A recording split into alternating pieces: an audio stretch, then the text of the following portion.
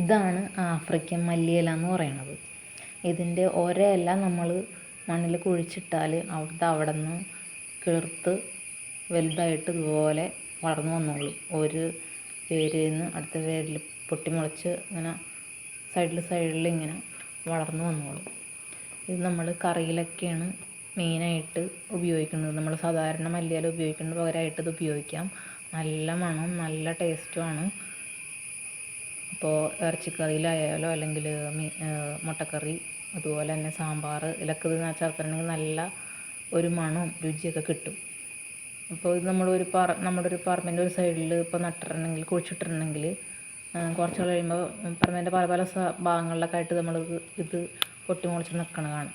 ഇതിൻ്റെ ഇലയുടെ സൈഡിൽ കണ്ട ഒരു ചെറിയൊരു മുള്ള് പോലെ, മുള്ളെന്ന് പറയാൻ പറ്റില്ല, ചെറിയൊരു അരങ്കൂട്ട്, മുള്ളിൻ്റെ ഒരു അരങ്കൂട്ട് പോലെ ഇങ്ങനെ സൈഡിൽ ഇങ്ങനെ കാണാം.